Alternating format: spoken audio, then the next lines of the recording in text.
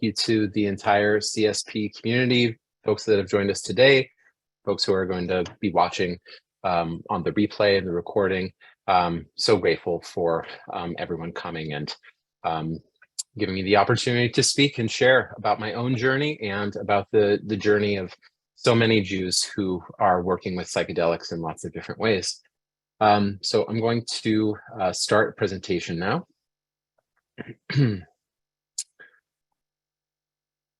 And I just want to make a note, it is raining like crazy here, and I'm hearing a lot of thunder.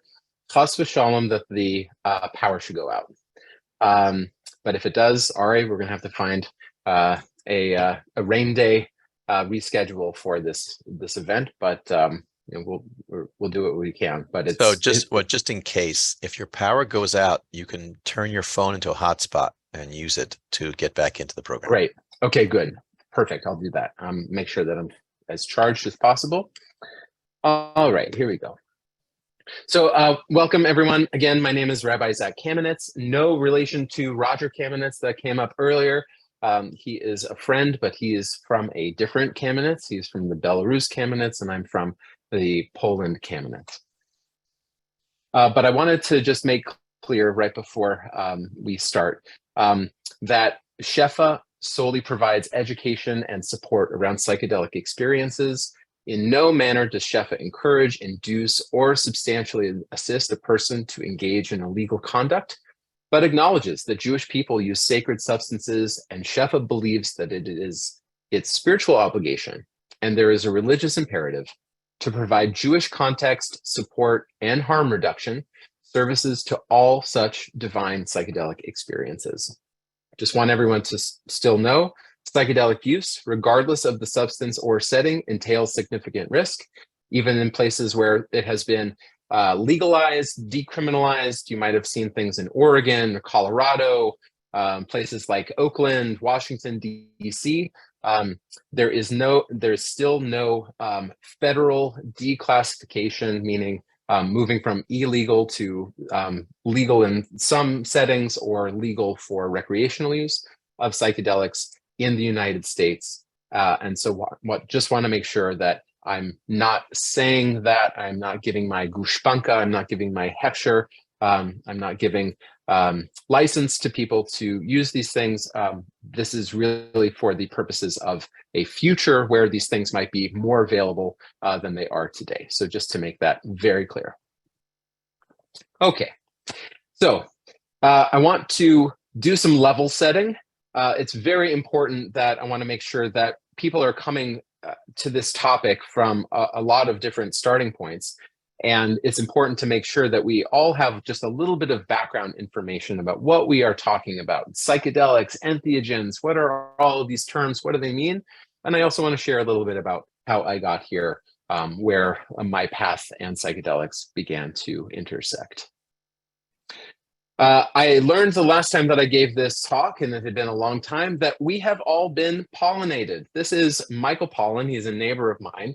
And because of his book, How to Change Your Mind, and also the Netflix series that just came out a couple months ago, that many more people have access to very basic and mostly good information about what psychedelics are, what they do, what the risks are, and the potential risks and benefits of psychedelic use in certain environments. So with that, I'm not going to go into depth about any one particular thing, but just an overview. So let's do some term level setting. The first is just, what does psychedelic mean? Psychedelic, which is Greek, essentially, a word that was created from Greek to mean mind manifesting hallucinogens, are powerful psychoactive substances that alter perception and mood and affect numerous cognitive processes. These substances can occur naturally within organic plant, fungal, and animal material. If you want to put in the chat, don't look it up. If you know what is the animal that I am talking about, or be biomedically synthesized. So not only things that can be found in nature, but things that are also created in a laboratory. But the word entheogen, which probably won't catch on, like psychedelics has, even though psychedelic has some negative associations or connotations, at least for certain people, because of what happened in the 60s and 70s. They tried to rebrand and said, well, let's call them entheogens, potentially. This word is derived from the Greek roots of entheos, meaning God, theos within, and geneste, meaning to generate, God generating, or God creating. The word entheogen thus essentially refers to a substance or material that generates God or the divine within someone. So something that is much more sacred, right? Not just about the mind and potentially a focus on psychiatry or psyche, but something that is about a relationship to a sacred use of this. I'm going to stick with psychedelics, but just so you know that the term entheogen, and you know that you have made it when you have actually spelled this right in an email, because I'll tell you the first couple times you're going to have a typo or two. So what are these substances that we're actually talking about? What are psychedelic substances? There are classically just a few different categories of these things. We're talking about tryptamines, phenylthyamines, and dissociatives. And you might know some of the actual substances that go into these three categories. And the tryptamines, probably most familiar for most people, 1,500 natural varieties of psilocybin in mushrooms, magic mushrooms, LSD derived from ergot mold. Even though it was synthesized in the laboratory, it is based in a natural material. 5-MeO-DMT, the venom of the Bufo alvarius frog. Did someone put that in the chat? I'm not looking at the chat, so I imagine great. DMT, the substance, the highly psychedelic substance or compound dimethyltryptamine, which can be found in tree bark, fruit, and leaves. Most common people, when people talk about DMT, they're either talking about it in its pure form, or it is the active substance in something, a brew, for example, like in ayahuasca, where leaves of one tree and bark of another tree are cooked together. And what is creating the psychoactive effect in large part is DMT, and also something that are called research chemicals.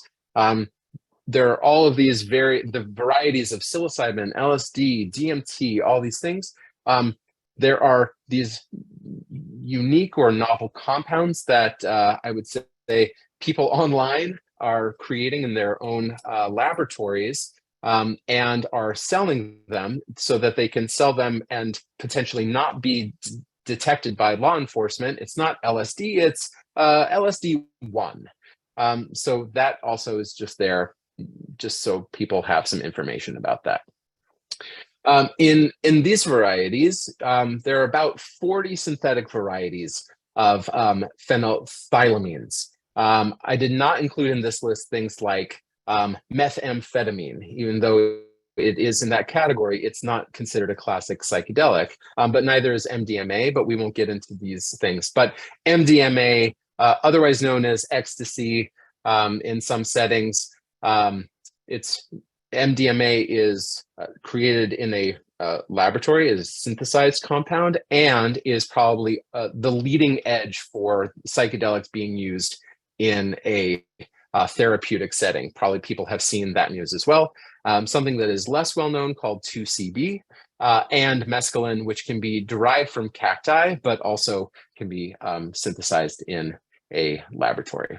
And dissociatives, even though these are not, again, classic psychedelics, it's important to know that things like ketamine, I think probably people are most familiar with the idea of psychedelic-assisted therapy, because there are all of these ketamine clinics that have started popping up. And I mean, my Instagram and Facebook feed, it has only ads for ketamine-assisted therapy, either at home or in somewhere around the East Bay in California, but also nitrous oxide. You know, the famous scholar of religion, William James, while he was writing his varieties of religious experience, was experimenting with nitrous oxide. And that's when he began speaking about different forms of consciousness based on his experience with using nitrous to move his consciousness. I have never tried nitrous, but people with extensive dental surgery might know what I'm talking about. So yes, okay. So other than the substances and the terms, what are the effects that we're talking about when we're talking about psychedelics? You might have your own subjective you have your like little list at home of how these things have affected you, but largely and broadly, if we had to create some categories, we're really talking about the perceptual, the emotional, and the cognitive changes that are happening within a person while these compounds are within their body. So with regard to perception, this is either an intensification, a distortion, an illusion, an elementary hallucination. By elementary, I mean that with eyes wide open or shut, you're seeing vivid patterns on the wall or something that you're looking at. Or complex hallucinations, meaning that if your eyes are closed or open, you are seeing and experiencing vast landscapes or structures or interdimensional beings. I mean, we're going to get a little weird here, but just go with it. That these things are all happening inside of one's perception, or maybe they're actually happening and we're only able to perceive them when using psychedelic substances. I will leave that debate for later. And in terms of where these can happen, they can happen in the visual field, the conceptual field, right, within one's mind, the somatosensory, meaning I'm feeling this and sensing this in my body. I'm playing this out within my imagination, or I'm even able to hear these things. I'm hearing voices or conversations or music, or I'm hearing colors, or I'm seeing textures in a new way. With regard to the emotional effects, there can be an intensification of feelings, increased conscious access to emotions. This is one of the reasons why psychedelics are being looked at so intensely about a new way of approaching mental health and healing from complex trauma, and broadening the overall range of emotions felt over the duration of the drug session. They could be euphoria, playfulness, guilt, shame, fear, spontaneous feelings of awe, wonder, bliss, joy, fun, and excitement. Of course, I'm leaving things out, and you could add to this list if you've had some sort of experience, but just roughly, this is what we're talking about is available in these states. And with regards to the cognitive processing, there could be acute changes in linear thinking.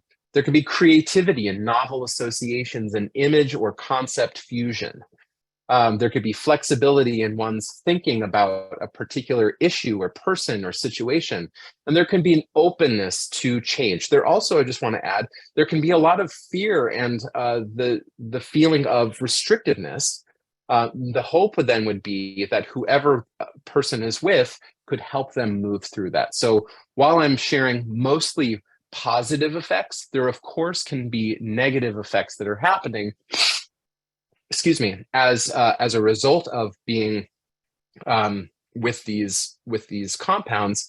But overall, the effects can be very positive. And when things are feeling difficult, someone should be there to help you feel them and move through them as well. And really significant, that subject and object impermanence is something that people have talked about often, right? I'm no longer a person sitting in a chair, but me and the chair, and not even me. Zac, chair have become a thing, and I am no longer the one doing the sitting, but I am the chair, and I am the beings, I am the sitting itself, and I am the one sitting. This is kind of a mystical concept that it's easier to experience than talk about. But often people speak about ego softening, dissolution, or even ego death as being something that is available in psychedelic states. It might not be possible all the time for all of these things to happen, but these are things that people in research environments have been able to collect data from participants who have done this, and there's so much anecdotal evidence about these things and more.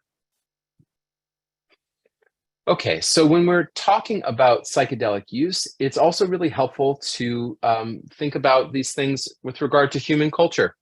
And roughly, we can determine that there have been about, if we have to put these things in categories, three waves of psychedelic use. The first we would call the indigenous or the first wave, and here we have two really important pictures. On the left here, the bumblebee mushroom shaman.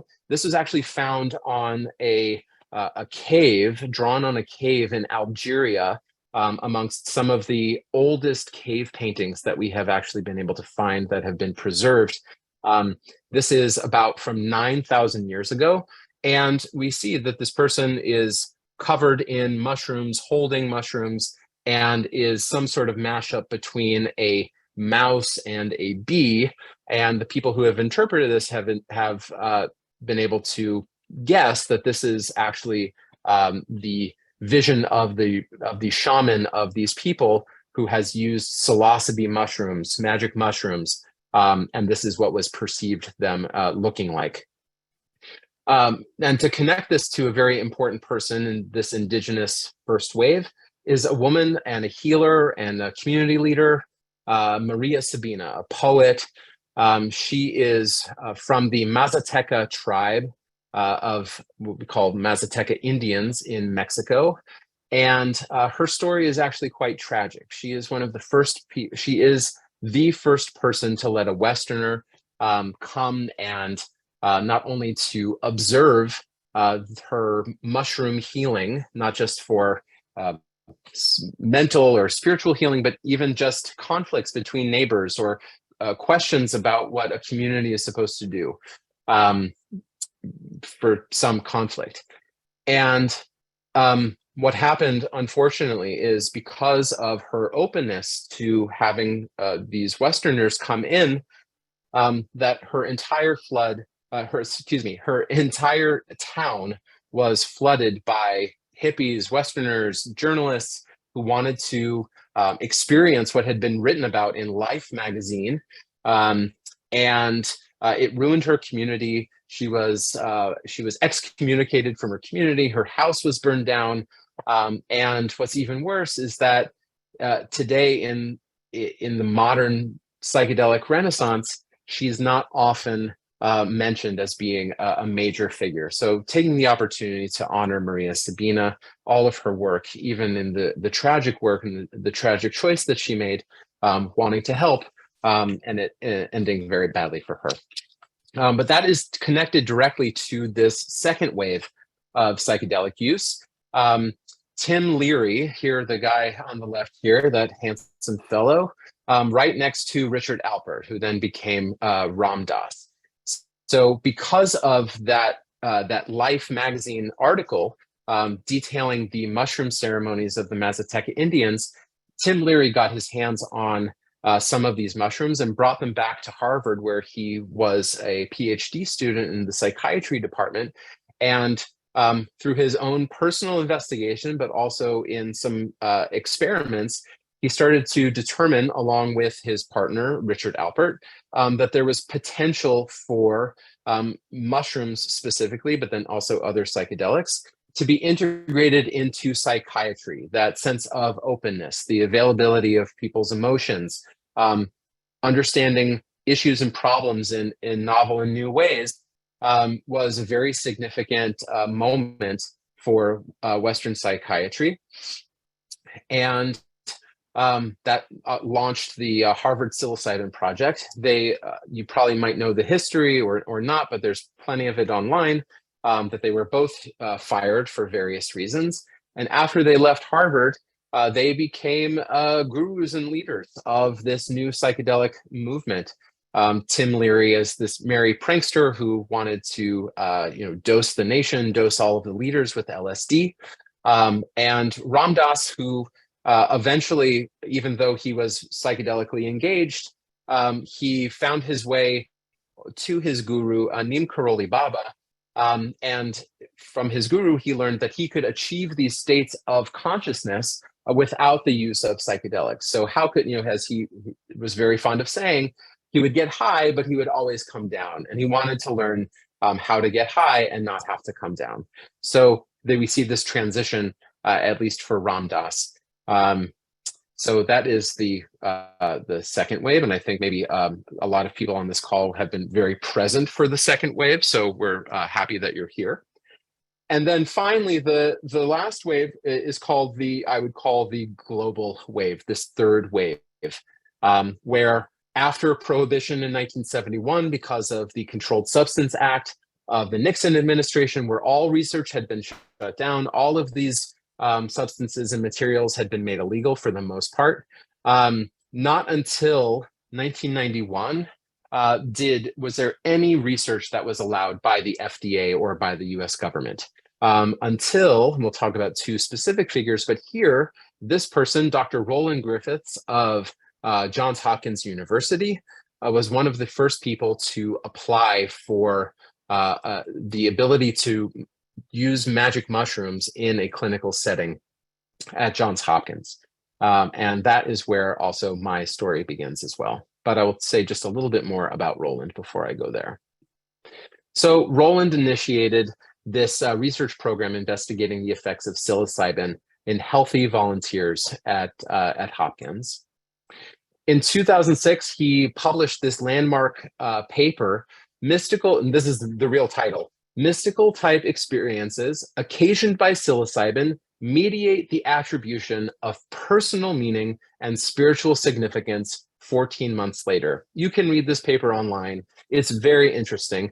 But what it shows is that after, in most cases, 2 doses, high doses of psilocybin in their controlled environment with a relationship with a guide, 2 guides that has been cultivated over time in a supportive setting. It's not outside, it's not at a concert, it's in what looks like a living room. We'll see a picture in a moment, with music and iPhones, with an intention for achieving something, and what's called the process of integration, meaning making after the fact, that these mystical type experiences, and we'll even see what that means in a moment, they can have profound effects on a person's understanding of themselves, their situations, their relationships, that are long lasting. And that was very significant. And we'll say why in a moment also.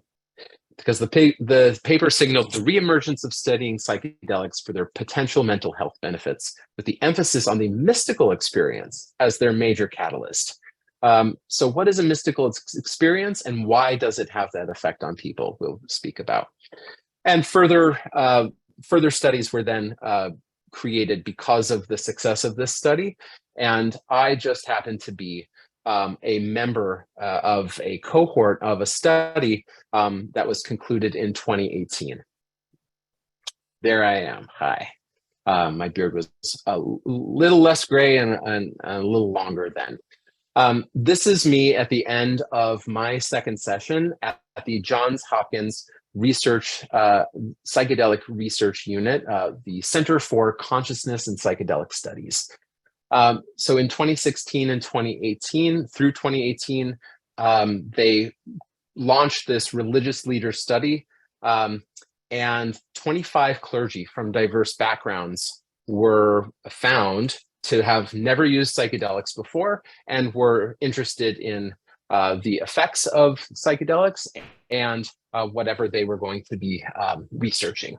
There were 4 Jews, 2 men and 2 women from various backgrounds, and there was only 1 Muslim. What I was told by Roland was that it was very hard to find rabbis for this study. And the reason is because all of the rabbis who had applied had already used psychedelics before. That absolutely blew me away. I could not believe that that was the case, but it was so, and I felt a little special that I had not used psychedelics up to that point. I had used my fair share of cannabis as a young person, but never had touched psychedelics. And the very exciting piece of this is that it has been a very long time, but this study is about to be released in the next coming months. I don't know what the results are. I know that some of the The quotes that I gave are going to be included, but aside from that, I really don't know. So this is going to be pretty significant, and I'm sure that you're going to hear about it one way or the other. So what was it like? What was the mindset that they were trying to help me achieve? And what was the setting in which this was actually happening? So this is a picture of the room that I was in, even though that this is not me.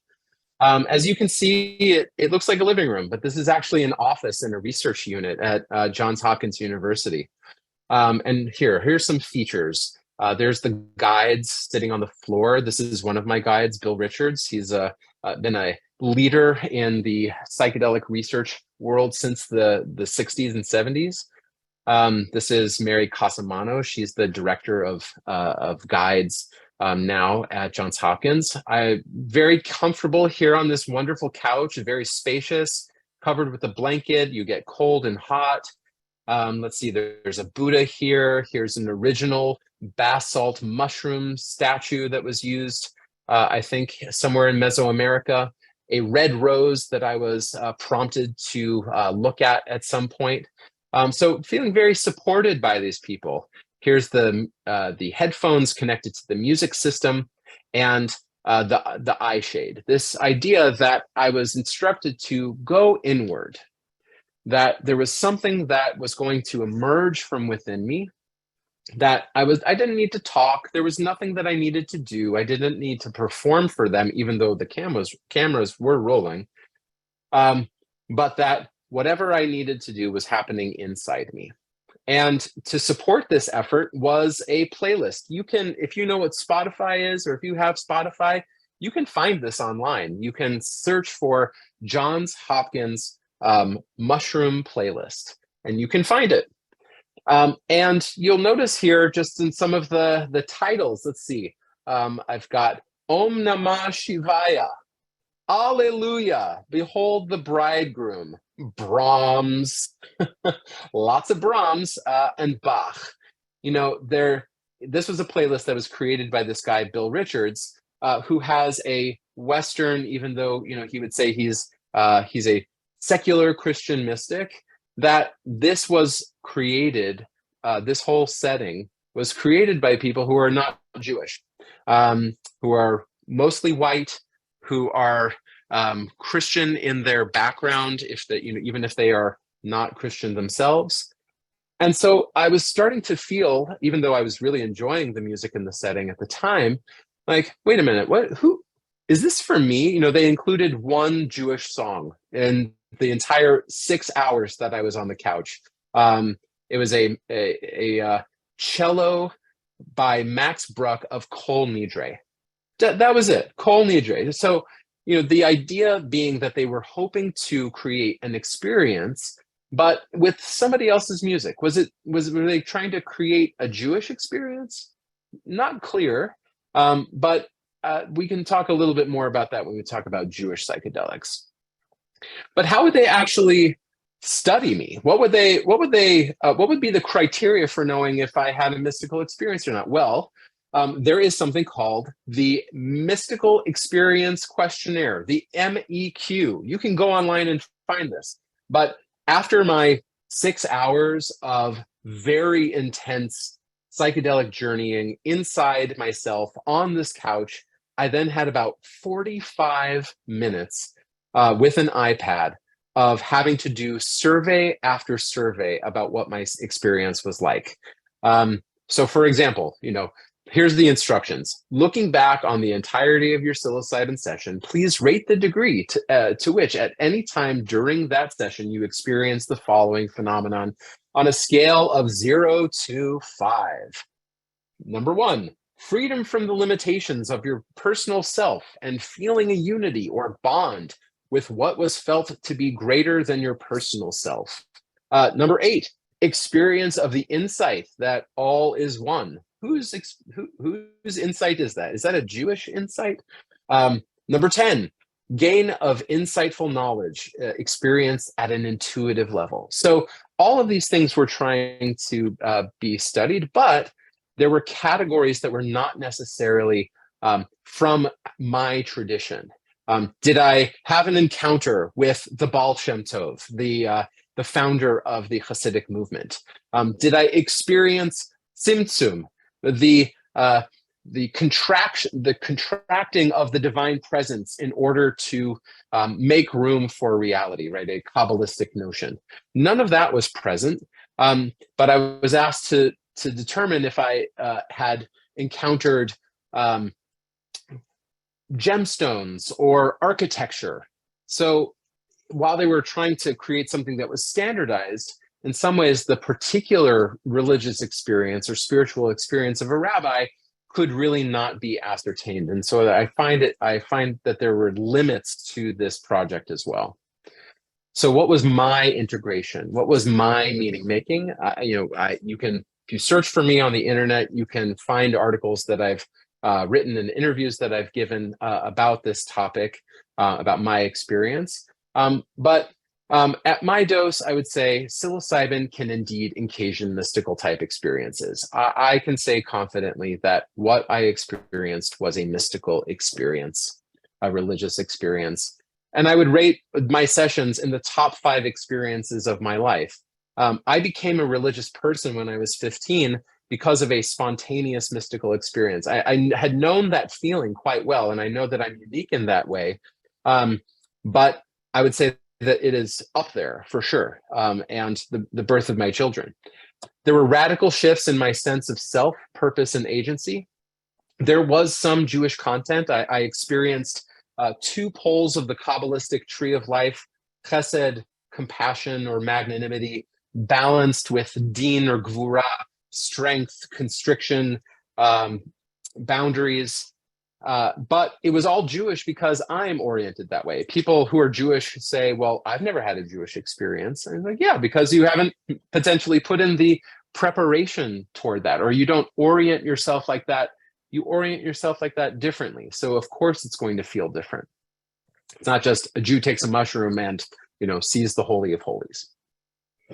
The container, right, the space in which the experience actually happened was more fundamental than the drug itself. Anyone can take a mushroom, but all of the things that surrounded it, the preparation time with the guides, the music and the couch and the eye shades, what happened in the meaning-making sessions, right? The assumptions that governed the space, that I think really shaped my experience more than just what was happening inside. And so that is really a significant piece to consider as well, moving forward when thinking about either psychedelic-assisted therapy or even sacred Jewish psychedelic use for conscious or casual reasons. I went into this a little bit already. And I would just to put it succinctly that, many psychedelic spaces are governed by assumptions derived from Eastern or indigenous traditions about reality, consciousness, or the soul. Many of these luminaries in psychedelic space began their own journeys in the 60s and 70s as a result of their drug use at the time, also with the emerging of Zen Buddhism or with Hinduism or any of the gurus or any of the saints who came to this country. And it has continued to largely influence what they think a psychedelic experience is, or that that is something that is universal and not particular for the individual. And these are people who are actually creating these platforms for psychedelics to be introduced into general culture. So people who are creating psychedelic-assisted therapy protocols, they have in mind ideas about what consciousness is. They have in mind what a human soul or spirit, or that there is the existence of one in the first place, actually is. So this is like really insider. I'm giving you like the most insider piece about this. But I think it's important to know, as Jews, when we think about what is good for a Jewish individual or for a Jewish community, to start having some criteria to ask who is making the assumptions about what is possible in psychedelic space. And then finally, probably the most important piece of my integration is that I decided to found an organization dedicated to Jewish psychedelic support. I had been looking for someone, something to help me where my guides could not, someone to support me. And while there are many Jews who have done psychedelics in many different ways, there was not something that felt communally grounded, that felt like well-principled and thought and worked out from a Jewish perspective. And so I decided that I needed to create it for myself, not only for myself, but when I started to share what I had learned and what I had experienced, a massive wave of or choser, as we say, of returning light, of responses from Jews around the world who said, I've been waiting for this. I've been looking for this my whole life. And we do this with my friends, but nothing like this. And thank you for actually making it happen. So I know that for me, for our growing community, and for Jews around the world, to have a Jewish home of Jewish psychedelic experience and the support network for these things is critical in this next moment where psychedelics become more available and accessible to more people in more settings. So just a little bit about Shefa. We create powerful pathways to the heart of Jewish wisdom, practice, and community, inspired by the contemporary Jewish psychedelic renaissance. We envision a world where religious traditions and psychedelic states mutually inform, enrich, and deepen one another to re-enchant spiritual life. Sounds great, right? I'm very excited about this. That's a little bit about the background about how I got here. And I am going to take a pause to drink some of my tea. Thank you.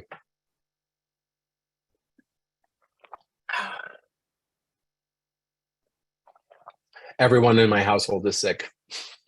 Again, refuah shlema to everyone who is feeling ill or under the weather, literally maybe under the weather with all of the rain here on the West Coast. But I know that there are people who are sick in an ongoing way with viruses and everything. So my heart is going out to them right now. Okay, Jews and drugs. Is this a thing? Yes and no. I want to introduce two psychedelic mefarshim. I want to introduce two psychedelic commentators about whether or not we actually have in our source material, in our sacred traditions, what we would call drug-inspired visions in the Hebrew Bible. And I would say that there are at least two competing voices. Excuse me. The first is the gentleman at top, an Israeli, Benny Shannon, who originally was a linguist at Hebrew University. And in his book, Antipodes of the Mind, something about ayahuasca states, etc., he had taken ayahuasca, that hallucinogenic psychedelic brew that I mentioned, rich in DMT, hundreds of times, and charted the mind states in his 2002 book, right? What actually is happening in the human mind and experience when one is on this particular psychedelic drug. But in, I think a little later after that, maybe 2010, he wrote a paper called Biblical Entheogens, there's that word again, a speculative hypothesis, where Shannon basically says that all of the, if people are familiar with the Hebrew Bible, whenever a person encounters something miraculous, supernatural, potentially anytime a human being is talking to God, much less a burning bush or the splitting of the Red Sea or the falling of the manna in the desert, that is because of people using psychedelics and having those visions. On the other hand, is a gentleman named Rick Strassman, who is currently a clinical psychiatrist at the University of New Mexico. And he really is the father, not the godfather. He is the father of the modern clinical psychedelic research renaissance. He was the first person in 1991 to submit to the FDA to do in-person trials of dimethyltryptamine. And you can read about that in his book, DMT, the spirit molecule. And there's even, you can just go onto YouTube and watch a documentary about this. Fascinating. But he also wrote a book a little while later called DMT and the Soul of Prophecy, After the work that he had done with DMT, this very intense psychedelic compound, he started getting more interested in his Judaism. He started learning more Torah. From Torah, he started learning more biblical interpreters. And from those biblical interpreters, he started learning classical Jewish medieval philosophy. He's a fascinating person. So for example, let's just take one text. This is from Exodus 3:1-4. I mentioned it, the burning bush. Moses kept the flock of Jethro, and he led the flock to the backside of the desert and came to the mountain of God, even to Horeb. And the angel of the Lord appeared unto him in a flame of fire out of the midst of a bush. And he looked, and behold, the bush burned with fire, and the bush was not consumed. And Moses said, I will now turn aside and see this great sight, why the bush is not burnt. And when the Lord saw that he turned aside to see, God called unto him out of the midst of the bush and said, Moses, Moses. And he said, here I am. So often when people talk about drugs in the Bible, right, here's an encounter where there is a plant that is on fire, then with a human being that is having this very powerful prophetic psychedelic experience, right? A plant that is burning but is not being consumed. And that is usually often, if people are primed that way, that this is a psychedelic encounter, how could it not be? Well, what Shannon would say is, inspecting various episodes in the life of Moses, one encounters striking similarities with features characteristic of the altered states of consciousness induced by the Amazonian brew, ayahuasca. So just because there is something that is like what happens when you're on ayahuasca to what Shannon sees in the Bible, there must be a relationship with it. So, right, the light or divine voices, because these things have so much in common with his own personal practice, you can't imagine a situation where this has not been catalyzed by Moses either inhaling this smoke from, I don't know, an acacia tree, which is high in DMT. But he doesn't actually lay it out specifically, but he would say, taken together, the botanical and anthropological data on the one hand, and the biblical descriptions, as well as the later Jewish hermeneutics on the other, are, I propose, suggestive of a biblical entheogenic connection. Admittedly, the smoking gun is not available to us. However, there are many clues, etc. At the last line, I leave it to the reader to pass his or her judgment. For me, not very convincing, but for a whole lot of people, this was enough to say, see, there are, just like every other culture that has tried to change their consciousness one way or the other with something from outside of themselves, this is good enough to say that there are drugs in the Bible. However, Strassman, not so. He would say there are practical implications of a theoneurological understanding of prophecy. These emerge from speculating how the prophetic and DMT states' resemblance to each other reflects similar mechanisms. So what he would say in more simple terms is that there is a relationship between the prophetic and the drug-induced experience. And for him, for Strassman, it is that DMT, dimethyltryptamine, this very psychoactive substance, yes, it exists in plant material that you can refine it, you can synthesize it, and you can imbibe it one way or the other and have this very profound experience. But what Strassman would say is whenever that there is a prophet who is receiving prophecy, it's not because they're smoking on a pipe and seeing what's going to happen, but it is because for whatever reason, something inside that prophet's body is generating a large amount of DMT. And we do contain and produce DMT in our own bodies, but there is an overwhelming outpouring of DMT that happens, which allows that person to connect with the divine word or divine wisdom or divine presence in a way that they could not without that DMT. So he would probably argue against there being drugs in the Bible. But I mean, he says pretty explicitly here from this book, I didn't put into the presentation. He would say, the lack of explicit reference to mind-altering substances in the Hebrew Bible, other than wine or liquor, suggests that these hypotheses are unlikely to hold up under scrutiny. And I agree with him. We just don't have that kind of evidence. And the speculation for these things, I don't think is enough to create an entire interpretive framework around them. Other people feel differently, which is totally great. Yeah, Elu v'Elu. I'm going to skip this. But there is finally evidence of what? Very, very important find that happened in the desert in Israel. First in 1962, this settlement of a fort and a sanctuary called Tel Arad. Maybe people have actually visited there. You can go there right now. It's only a 30-minute drive from Beersheba.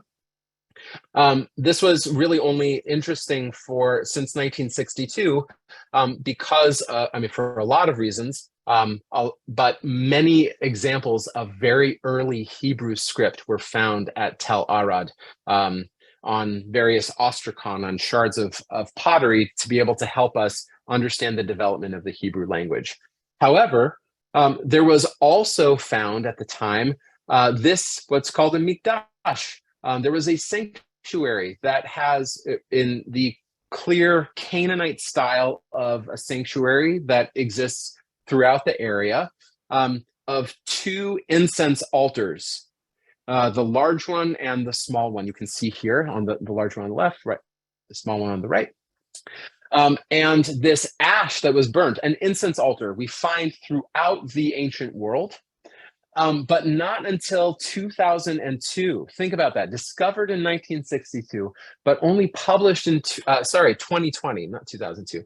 2020 by this team of researchers, where they were actually able to do archaeochemical detection in this ash pile of cannabis, of what we call marijuana or weed or grass or whatever you call it, cannabis present in a ritual sanctuary in southern Israel that, for all we know, is being occupied and used by Judahites, by Jews, by our ancestors, and also alongside with like animal dung to keep it burning.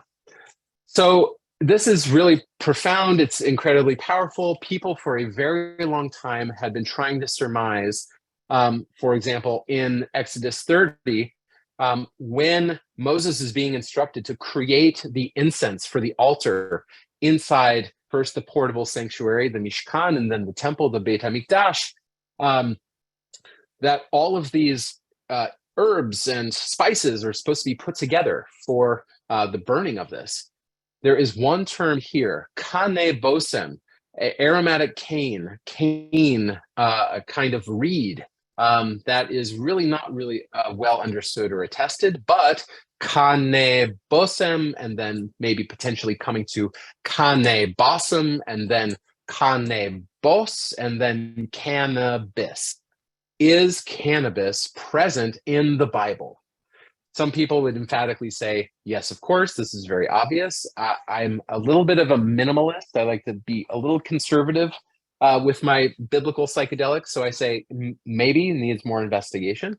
But here we see a dramatic connection between Jews in Judah with incense in an altar, in a mikdash. It is a very compelling case to be made now. Of course, the relationship between whatever was happening in Jerusalem and what was happening very far away is a great question. And this is, I think, the place of lively debate. What's the dynamic between these two places? Is cannabis happening in southern Israel because in northern Israel it was banned?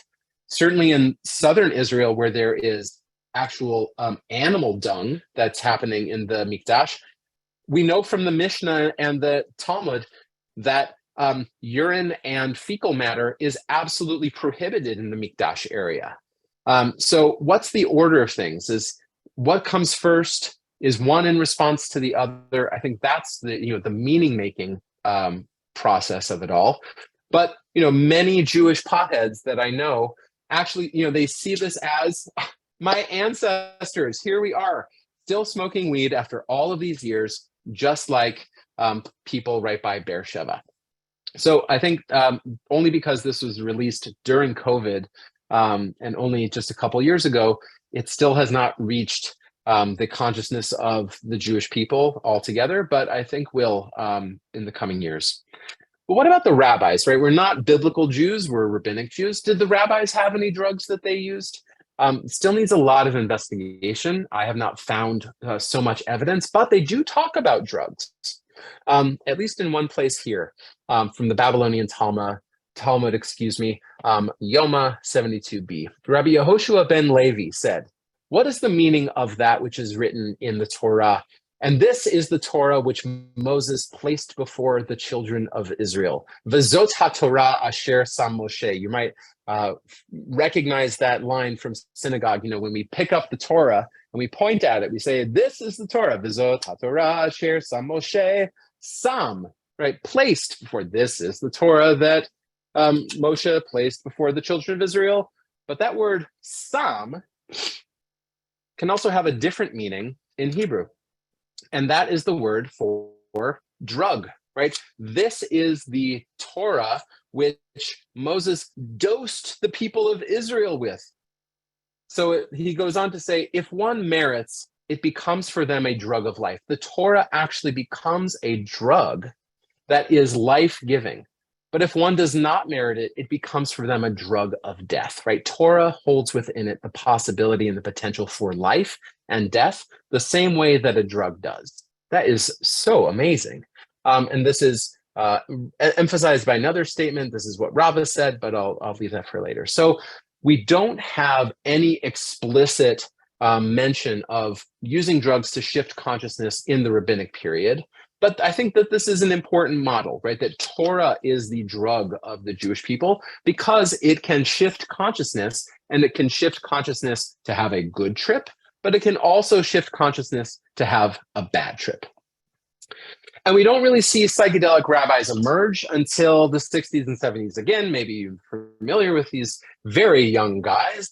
On the top, we see Rabbi Zalman Schachter Shalomi of blessed memory, who tripped on LSD for the first time on a day off from Camp Ramah, in New England, with Tim Leary. Wow, what a day.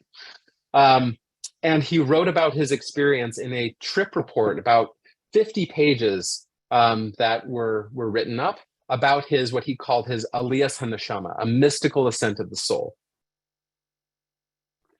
Rabbi Art Green wrote about his LSD experience under a pseudonym, Itzik Lodger, exploring the internal psychedelic experience alongside Kabbalah. You can read that paper still. It's Notes from the Jewish Underground, Psychedelics and Kabbalah.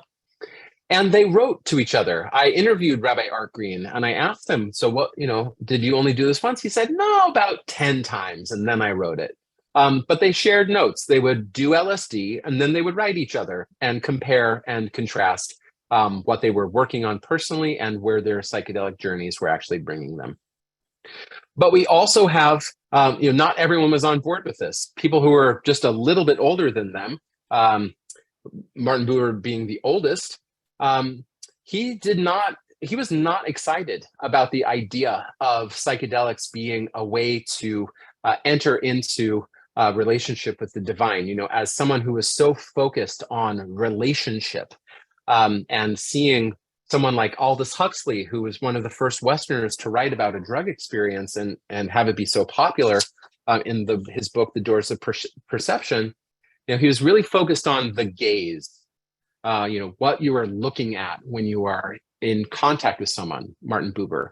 And what he wrote is, the modern civilized person in this drug state turns his eyes away from the people of his surroundings, since they belong to the world which formerly bound him. So he thought that the drug experience actually brought people away from a relationship with the other, which was so important for Martin Buber. It wasn't an opportunity to connect with a person. I don't know if he had any personal experience. People talk about this often with regard to psychedelic experience, but he was really opposed to this. And Heschel was a little bit on the fence. It was like for good and for bad. that people are so excited about the idea of exaltation with regard to drug use, he says, but it is in some ways a false experience. However, if we but heed the warning and try to understand their drug users' misguided search for exaltation, we can begin the task of turning curse into blessing. A little bit more of that, like some tam and some ra. Like, could we use these kids' drug experience to help us understand what it means to live a life of wonder and not focus on the drugs so much? So we see many more voices involved in this pursuit, not as many women as I would like at that point. So finally, time remaining, what is the future of Judaism now that psychedelics is re-entering the consciousness of Judaism and the larger mainstream?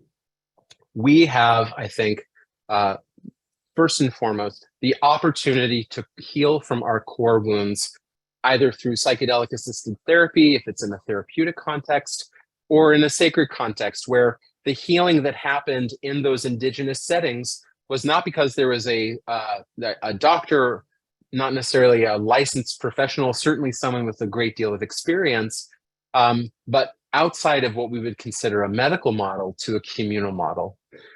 But a lot of the research that I'm very interested in is with regard to the easing of or the healing from intergenerational trauma, that trauma that is passed from a survivor to their descendants. And we can see this not only in what is happening on the relational and the sociological realm, but even on the level of DNA, right? We've been able to identify the trauma that is within, that we can track trauma within an individual's DNA, and we can see how it shows up in children who have not had that same trauma. That is really remarkable stuff. We actually have an ancestor here. One of the first people to undergo LSD therapy in 1976 was Yehiel De Noor.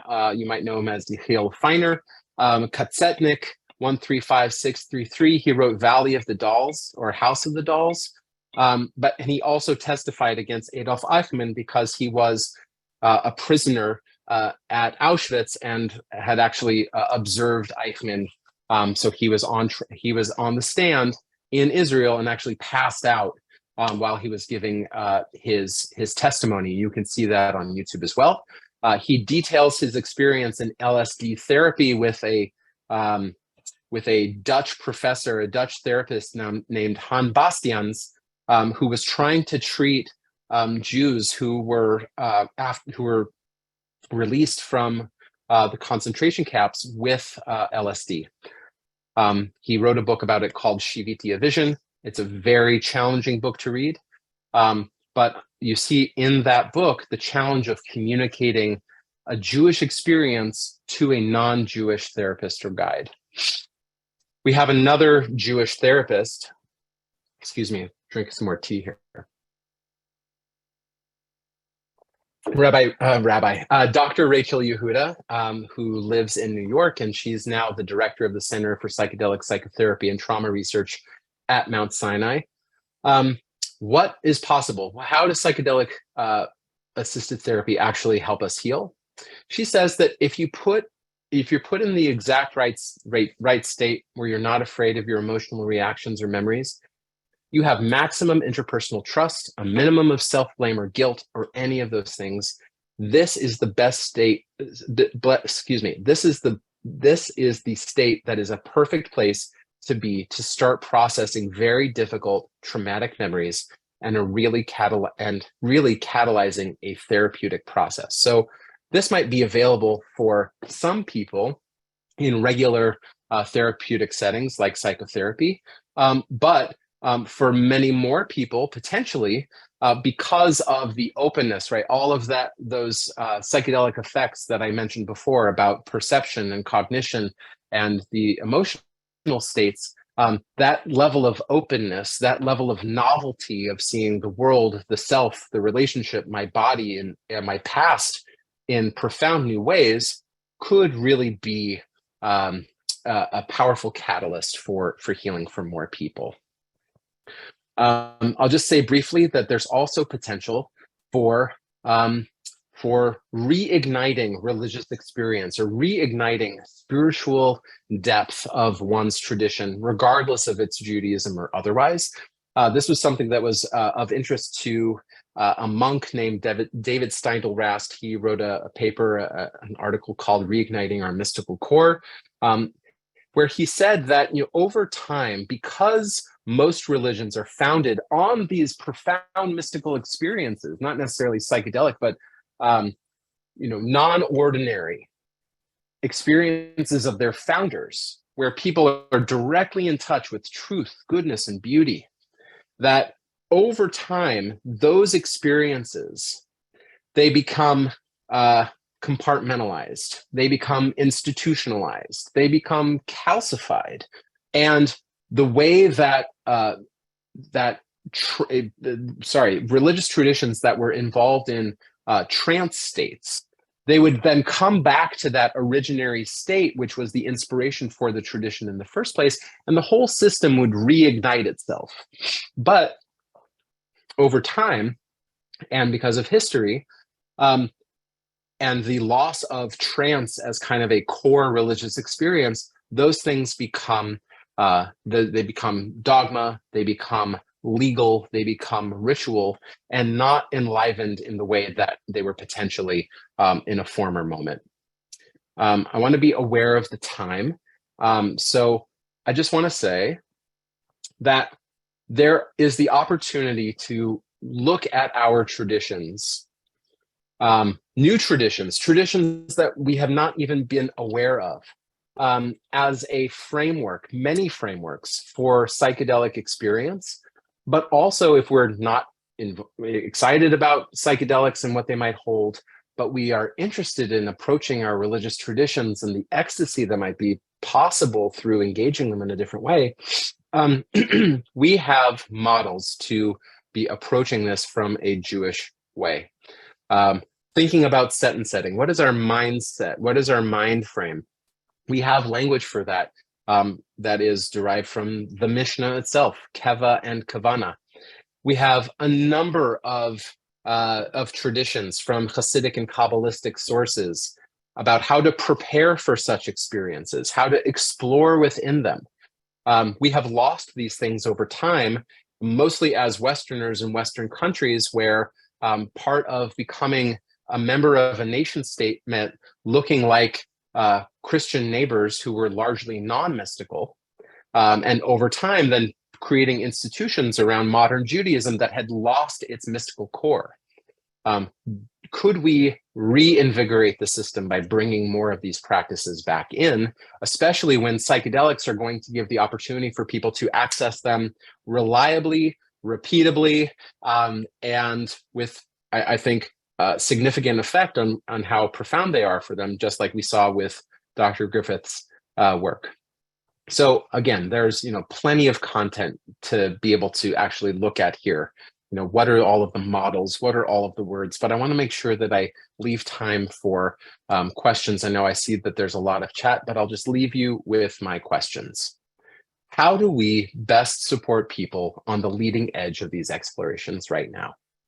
I got to tell you, a lot of Jews are doing psychedelics in the world, all over the world. My organization is one of the only ones that is both Jewish and psychedelic, and trying to help them, not encourage them, but to help them.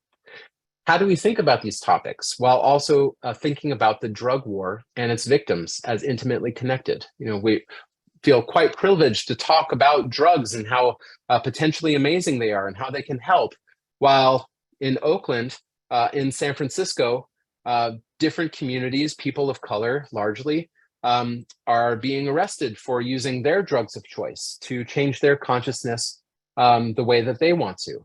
Can we think about that a little bit more responsibly and responsively?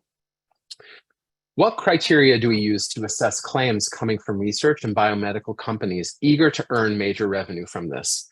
People want to make money on people's suffering. It is the same as it always has been. And from my perspective, psychedelics are no different. So I just want to give you a little bit of my vision. Here you go. Here's my vision. If you ever see an article that says that mushrooms could heal, solve, diminish, and whatever the ailment is, read the article, read that newspaper article, and then maybe even try to read the academic article. These things are not set in stone, and the word can, could, may, might do a lot of work. So just be aware of that.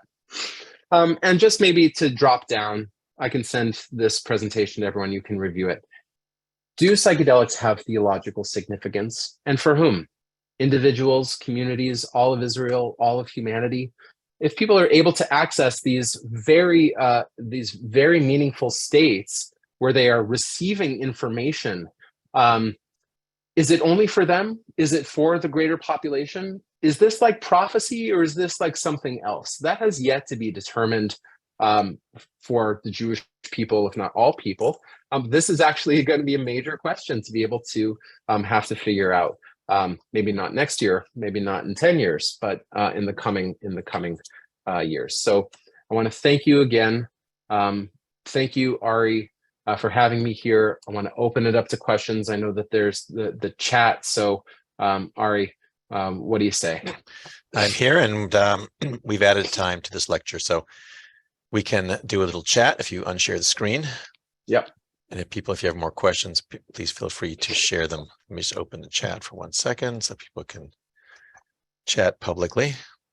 I had it private for a while. So here are a variety of questions that I've noticed or note. One is interesting enough, since we're doing a program on Muhammad. That's an example of someone who had some mystical experience that then she shared it with his people. It became Islam. And we'll be exploring that this Thursday. The second thing is a few months ago, I was listening to NPR, and they did a story about they interviewed a Pulitzer Prize winning author named Ed Young, Y-O-N-G.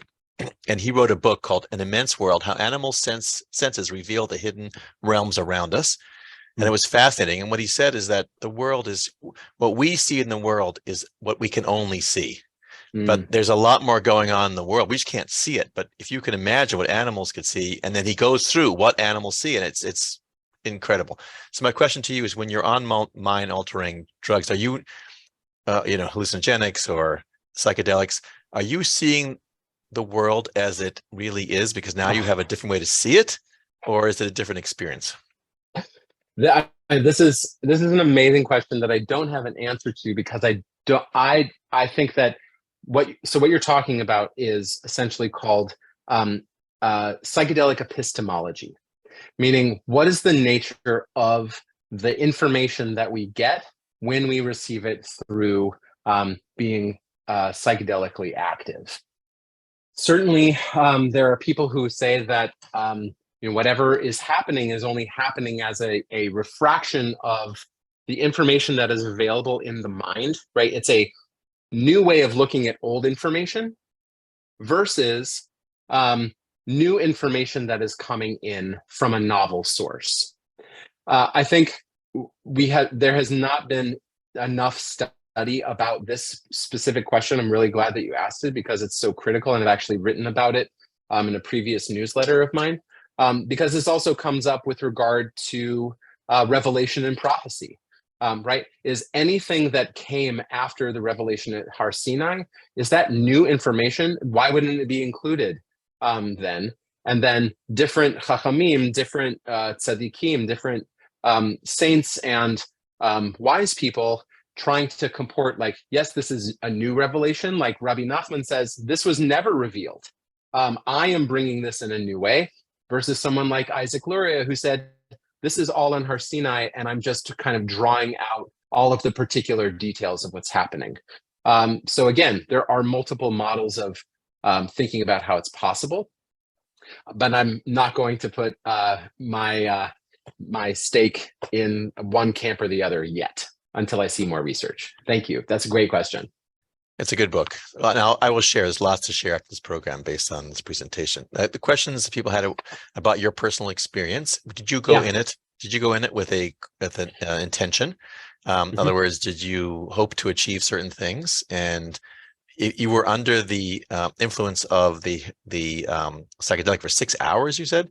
So did that time go very fast? Was it a slow process? And I assume you wrote a lot about what you learned there, but Can you tell us Good. about that experience, what you wanted to achieve, what you did achieve, and Yeah. and has it had ramifications? By the way, people asked, have you had flashbacks and so on and so forth afterwards? Yeah, flashbacks, I'll just say flashbacks are, have now been studied as opposed to being like anecdotal evidence. Don't see a lot of strong data to support something that we would call a flashback, because we know now that these materials are not biomedically available in the body after a range of places. It's just not really possible because of the mostly organic nature of these compounds. If people do have something that is like that experience, it might just be that now that they know that experience is possible within them, that there is a like Rick Strassman would say, you have like a rush of DMT, or you are able to enter into a new waking consciousness, but probably not because of some like leftover LSD in your spinal column. So that's one thing.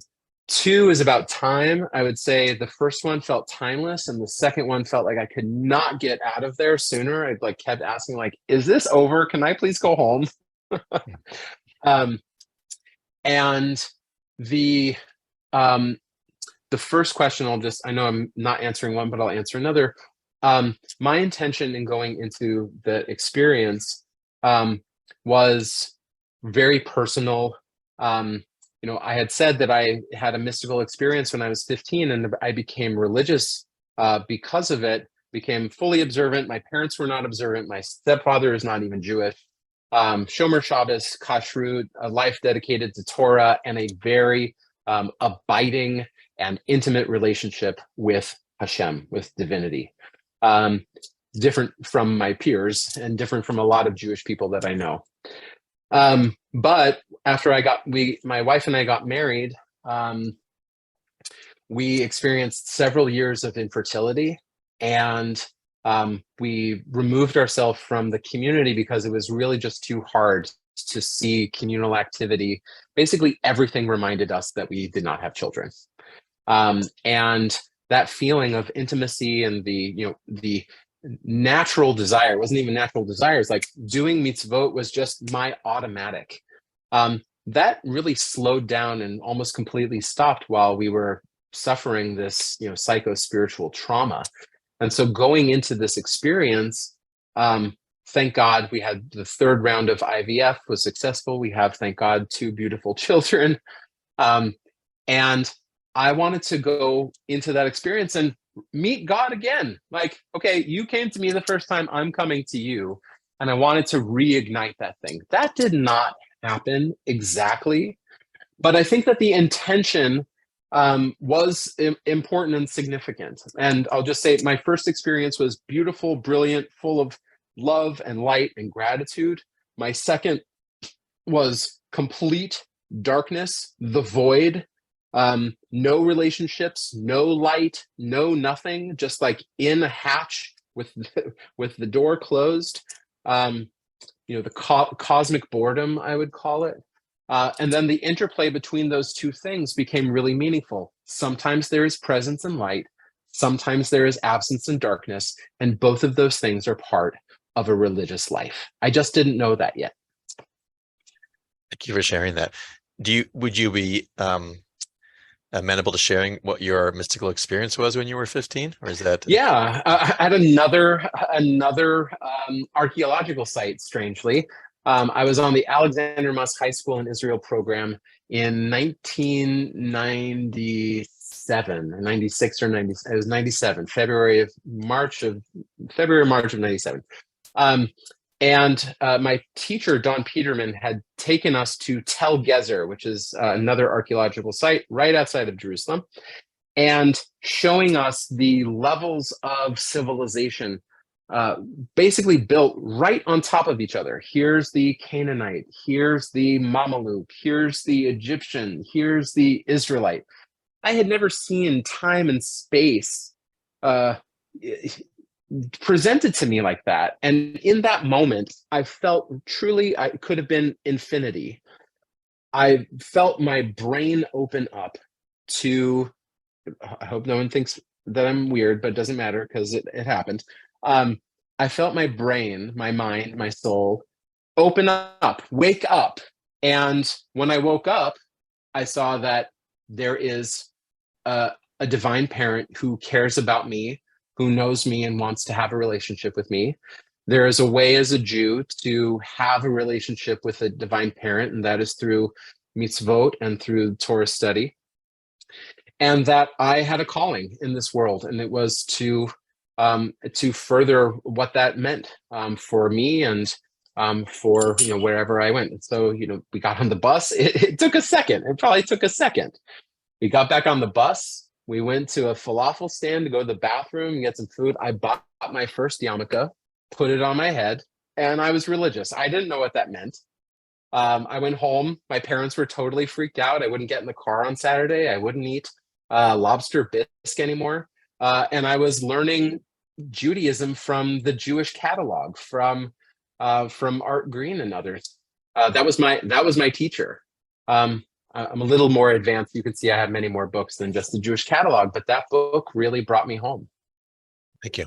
Thank you for sharing that. In the last few minute or so, there have been a lot of studies, and people, because of what's going on now with the legalization of the psychedelics in Oregon, in Colorado, other places, there are a lot of studies about the medical benefits, the psychological benefits. Let's talk about the Jewish benefits. So if you could move to Colorado, I don't know if it's legal in Berkeley yet, but let's say you could move to Colorado, would you open up? Would you be like a guide if someone came to you and they wanted to have a Jewish experience? Is that something you intend to do one day, or is that further off or not something you want to do? And then let's talk about what you do at Shefa exactly. So let's say great question. The first thing that I would do is clean up my own side of the street. I would not be interested in giving anybody psychedelic medicine in that kind of a setting where I had not done significant work on myself to understand the nature of my own trauma and suffering, to understand my relational patterns, to understand how I respond to certain stimuli, and to heal myself from these things, because whether you are conscious of them or not, they are present. We are all living in a post-trauma world. I think we know that a little bit better than we did before, after COVID, after the Holocaust, but certainly we are. I would be interested in having a place where people could come to prepare for, explore within, and integrate their profound experiences of expanded consciousness, whether through psychedelics or other means. You can breathe rapidly for 30 minutes and you are going to feel something. You could dance, the 5 rhythms dance, and you could really feel a shift in consciousness, right? It's not just psychedelics. I would be interested in exploring lots of these different modalities, and helping people process intergenerational trauma, helping people with their intentions for spiritual development and personal growth, but really doing it in an authentic way, doing it in a way that is informed by research and by Torah, and hoping and connecting people to other communities and other organizations that could help them support a life of Jewish practice, not just doing psychedelics and that's what I do. But in the process of integration, we see other ways that can help support what we're hoping to change, heal, and grow most in our lives, not just to do more drugs. And then the final question that Danielle asked, and I asked, but I'll ask a different way, which is, so what do you teach right now at Shefa? If someone wanted to study with you, what are you doing? Yeah, absolutely. So the first thing that we do at Shefa is we provide direct integration support with our integration circles. Twice monthly, we bring together people from all over the world who have had a psychedelic experience and no way to process it, no way to speak it out to people who might understand either something about their Jewishness or about their experiences with psychedelics.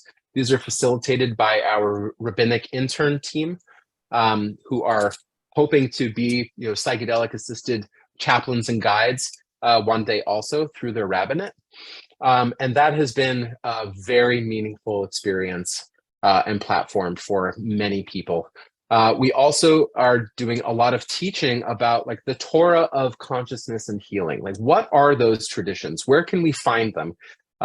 From the Piazetzner Rebbe, from Abraham Abulafia, from all of these other teachers that are either not well known, not accessed, or not taught in an idiom that people feel that they can really get into. And we then present that as models for experience of psychedelics or expanded consciousness broadly. We're bringing people together for community. We helped found the Jewish Psychedelic Summit 2 years ago. All of those, it was 2 days of panels. All of those panels are on our YouTube, that YouTube page, the Jewish Psychedelic Summit. You can watch luminaries of mysticism, art, research, clinical applications. You can watch my interview with Rabbi Art Green reflecting on 50 years of his psychedelic use. And so we're trying to also then create community around this, right? People find this incredibly meaningful, but want to make sure that they're doing it, or they're feeling like there's a community who is supporting them in this way. Certainly. Yeah, so that's a lot of what we're doing. We're going to this year differently be doing in-person events. So look out in LA and Northern California and New York for more information about that. Thank you. I will share lots of links after this program. Very different CSP program, but terrific. At CSP, we do push the boundaries, and we have actually featured Art Green in person and online. We've had Reb Zalman here years ago. And so it's nice that you brought up their names. We have Steve Shulkoff, which, who's a local expert in psychedelics. If you need any questions, you can call me and I'll put you in touch. He's his job was to put people into a psychedelic state. I think that was before he retired. He was, so he did in the hospital. He was anesthesiologist, I believe. No? Wow. Isn't that what he did? That's what he, anyway, no, do not contact Steve Shulkoff for anything. Trust me. Okay. Right, Steve? Just for jokes. We'll go then. Just for jokes. Right. Send the jokes. Right. Thank you, Zach. And great program. I want to thank my good friend Noah Taft for the recommendation. Thank you, Noah. And looking forward to maybe learning with you more in the future. So absolutely. You can go to our website. You can sign up for our monthly newsletter. We'd love to see you at any of our programs. We'd love to just be in community with you. So thank you again. He was a radiologist. Okay, fine. Not an anesthesiologist, but they sound alike. What do I know? I didn't go into medicine. I'm a lawyer. They walk by each other. I'm a lawyer. We sue doctors. That doesn't matter what they do. Right. Actually, I'm a real estate lawyer. I don't sue anybody. My dad is a doctor, would be very upset if I did anything. Okay, well, look in the news, guys. Lots about psychedelics in the news. The Michael Pollan book is awesome, and I will share lots of resources with you. Take care. Have a safe day. Thank you again. Bye, if you do psychedelics, make sure you have a guide. Okay. Take care. Bye, everybody.